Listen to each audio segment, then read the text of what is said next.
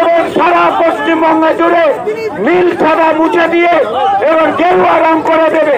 এবং আমাদের যে ওয়ার্কার আছে সেই ওয়ার্কারদেরকে দুঃখ দুর্দশা সরকারি কর্মচারীদের কেন্দ্রীয় হারে দিলীপদা বলবেন সমস্ত কিছু আমাদের সামনে বক্তব্য রাখবেন।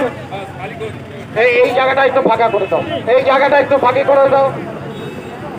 পশ্চিমবঙ্গের সবচেয়ে বিতর্কিত এবং জনপ্রিয় নেতা বিজেপি রাজ্য সভাপতি সাংসদ, তিনি সংসদে এই তৃণমূল নেতৃত্বকে ছেড়ে কথা বলেন না।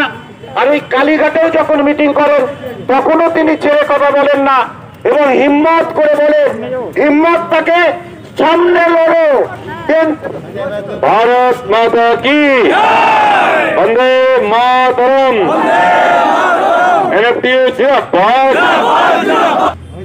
কর্মচারী বন্ধুগণ, এনএফটিউর রাজ্য সভাপতি মাননীয় অমিত সরকার, সমস্ত সমিতির সদস্যগণ, নেতৃবর্গ, পশ্চিমবাংলায়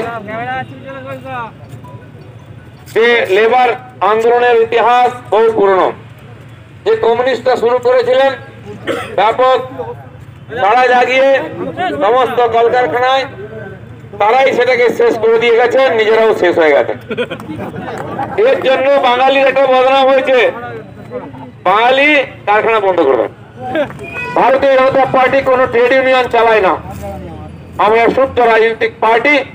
কিন্তু আপনাদের মতো যারা জাতীয়তাবাদী সংগঠন, দেশের স্বার্থকে সবচেয়ে আগে স্থান দেন, এনএফটিইউ এবং একাধিক সংগঠন আজকে ভারতীয় জনতা পার্টির সঙ্গে হাত মিলিয়ে মোদীর নিউ ইন্ডিয়া তৈরিতে হাত মিলিয়ে পরিশ্রম করছেন। সেই আমরা সবাইকে স্বাগত করছি। সবাই কাঁধে কাঁধ মিলিয়ে বাংলার পরিবর্তন করছে। দিদিমণির ভাষণে খালি এগিয়ে বাংলা, বাকি সব জায়গায় পিছিয়ে বাংলা।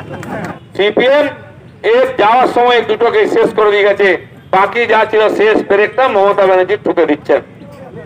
ভাই আমরা লড়াই করছি, আপনারা আমাকে ডেকেছেন, এই লড়াইয়ের সাথী হওয়ার জন্য আমরা পুরোপুরি আপনাদের সঙ্গে আছি।